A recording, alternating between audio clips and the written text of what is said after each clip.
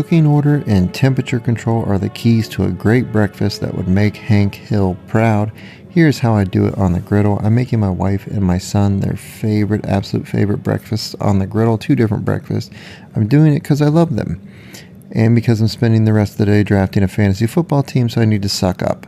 We're going to start with bacon because you should start all breakfast with bacon, and I put it down while the griddle preheats. It helps prevent it from kind of curling up on you. It stays flat by rendering out the fat. Also, if you're not making bacon at breakfast, are you really making breakfast, or are you just wasting people's time?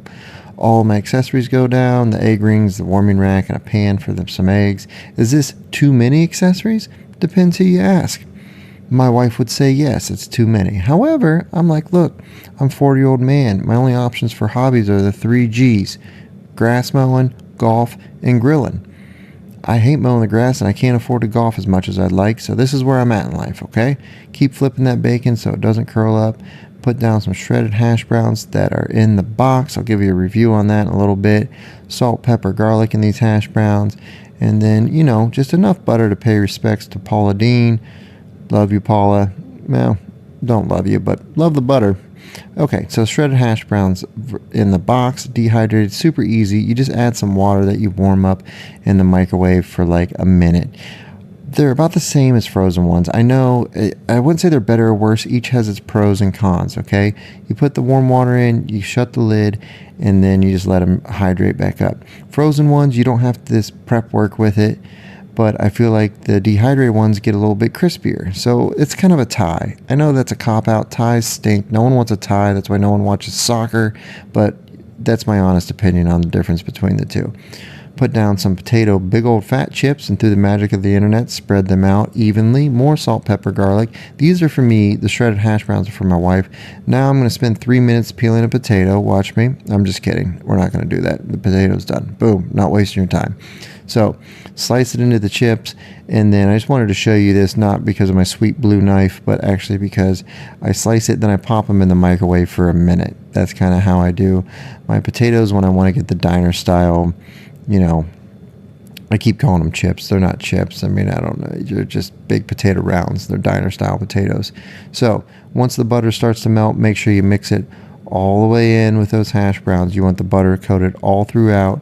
I'm going to put a weight on there, spray the weight so it doesn't stick, get them extra crispy that way. Here's my syrup. That's right. That's supposed to be like a latte thing or whatever. I just put syrup in it, put it right on the griddle to make sure I have hot syrup for my son for his pancakes. Again, I'm continuing to flip the bacon, so hopefully it doesn't get too curled up. Not that that's the end of the world. That's just how I do it. Flip these taters, and now we'll go over the temperature control. My ideal temperatures are 300 degrees for eggs and omelets, 375 for my potatoes and bacon, pancakes, and French toast. Anything over 400 I would be searing. Like 450 I go up for smash burgers and steak. I have a downloadable PDF in the description. I'll also put it in the comments. Those 2 pieces of bacon are done. We're going to put them in the warming rack. We're also going to lift the syrup in the warming rack. Move the taters over into that bacon grease. As much stuff is going to be cooked in this bacon grease as possible today, because I'm not going to start my diet until next week. Let's keep cooking in bacon grease. Here goes the sausages. So this is a good time to talk about the cooking order while we just take another peek at this beautiful flag that I have. Cooking order, generally speaking, you can tell I like to do meat and potatoes first. And then we're going to put some butter in this pan for our eggs. Cut that off because that side's getting warm enough and I don't want that butter to get too hot. So meat, potatoes first. Then I also move on to your pancakes, French toast second, and you always do your eggs and omelets last. The meat and potatoes can hold, that's why you're doing them early. So even as I'm getting this nice browning on all these potatoes, they can hold. I'll turn off that burner on the bottom and move them. Clear off all the bacon grease to make room for these pancakes. I'm doing them in the egg rings. So look, we're right around 360, just like I said, 360 to 375 for these pancakes and French toast. A little lower than I would like, but they'll still be fine. You don't have to do your egg rings with the pancakes. If you do, spray them down. This is a secret pancake recipe from my family called Out of the Box from Kroger. Only thing I do is I follow their instructions. I just add a little less water to make them a little bit fluffier. That's it. That's my pancake secret. Hit them up with that wang janger of a fork there. It's like kind of a white trash whisk is what I like to call it. But It does the trick. We're going to drop down the pancake batter into the egg ring there. And look, this is completely unnecessary. I just like to have nice, pretty looking pancakes for my son, okay? Let's take a look at these hash browns. Oh, those are for my wife. That looks good. Nice color. They do really get a nice color when you add all that butter. Shout out again to my girl, Paula Dean. So the pancakes are coming right out of the egg rings. We'll do a third one. If you are going to do that, make sure there's no debris on the side. You got to wipe that off or else it's going to get messed up. Boom, wiped off. Put it back down there. And then I'll drop in some more batter just to get the third, like, silver dollar. This is bigger than a silver dollar, but kind of silver dollar pancakes for my son. 2 scrambled eggs going in there. Now, why am I not just doing these on the griddle? Because he's 2.5, and if there's black specks in them, he won't eat them, okay? So that's why I'm doing them in a pan. Here's me cracking eggs in case you've never seen that before. You're welcome. I know it's pretty riveting stuff on the internet, but really I wanted to show you that I add that baking powder. It's a little trick I learned from working in a diner, Bob Evans, and then I just add a little bit of water and mix them together to hopefully get them more fluffy. Does that actually work with the baking powder? I don't know. I think it does. Maybe it's just in my mind, but I think it does. We're going to clear another spot of bacon here, move more of that grease into the potatoes. You're still going to have a layer of bacon grease, so it's still fine up there.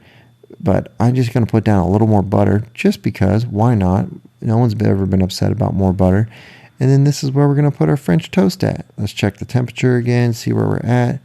Okay, yep, still around where we want, close to 375, not over 400. French toast, just let it sit in there for, 10 seconds per side. And then go ahead and wipe off the excess on the side of your bowl and put it down there. So here's how I do the French toast. There's a very exact measurements. 1 egg, a splash of milk, a dib-dab of vanilla extract, 3 pats on the baby's bottom of cinnamon, and just a fairy sprinkle of nutmeg. If you didn't write that down, feel free to rewind it. That's the exact measurements for making French toast on the griddle.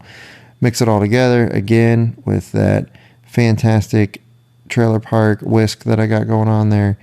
Boom, put it in the container. So ended up getting 3 pieces of French toast out of that 1 egg and milk. So keep that in mind if you're just trying to do a small batch of French toast.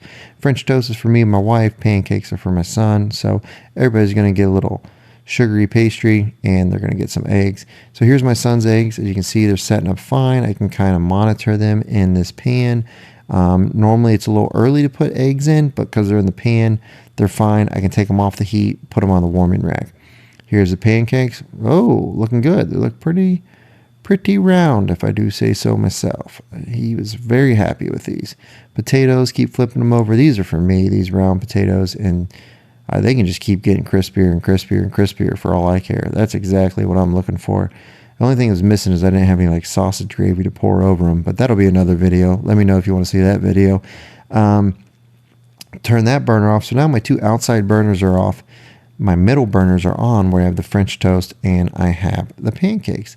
Speaking of the devil, look at the French toast there. Looking good. Everything's coming along well. They're all cleaned up, flipped over. Here's the egg omelet. It's a little high there. It was 325. It's only 300 on the left, so we're going to move it over. Spray it again just so my eggs don't stick. Also, because the egg ring has been on the griddle, they shouldn't stick. Sometimes they slide under like they did there. That's okay. Just give it a second. They'll cook up. I'm going to wipe down the area where I'm doing my eggs because my eggs are going to be over easy or over medium, depending on how long I leave them. Put the scraped up omelet back in there. Here comes my 2 eggs for the over medium. I crack them right on the griddle, no problem. You can crack them in a bowl if you want. Tomato, whatever floats your boat. Those 2 things are cracked now. I tap the side of the egg ring for good luck and to loosen the egg, but also for good luck. It's like I'm playing an instrument in my backyard. Still got caught a little bit there. My son's eggs are looking good. The omelet's coming along. My eggs, I'm going to flip over to get them to about over medium and try to move her omelet over. Now, I almost broke this omelet. It's only 2 egg omelet, so it's nothing crazy. But I was playing with it too much, so I had to get 2 spatulas to do the flip because I ripped it and I didn't let it set up. So keep that in mind if you ever get in trouble with the egg rings. You can get 2 spatulas to flip that omelet. So I'm breaking up the bacon to put the bacon pieces in there, put some Monterey Jack cheese. That's all my wife likes, is just bacon and cheese in her omelet. And fold it over and just let it melt on itself. Flip that other egg for me, for my over meat. Oh boy, oh, we almost lost him. This is amateur hour up here. Look at this thing, huh? It's a great looking breakfast so far. I'll tell you what, man, they don't pancakes, man. So here's my son's Mickey Mouse plate. We're going to put his eggs on there. We're going to top this off with his 3 silver dollar pancakes. There's no way he's going to eat this much, but I'm making it for him anyways because I love him. 1 sausage, keep him big and strong with the protein. My wife's going on this nice, fancy wooden cutting board with bacon and hash browns and a piece of French toast because she deserves this fancy thing. And I get a paper plate because I don't want to do dishes and I really don't care. So that's just kind of how it goes. Mickey Mouse, fancy dancy brunch place, cutting board, and a paper plate for dad. That's just what we're looking at. But that's how I make 3 breakfasts. If you want the cooking time and temperatures and the order, I have that down in the description below. Thanks for watching.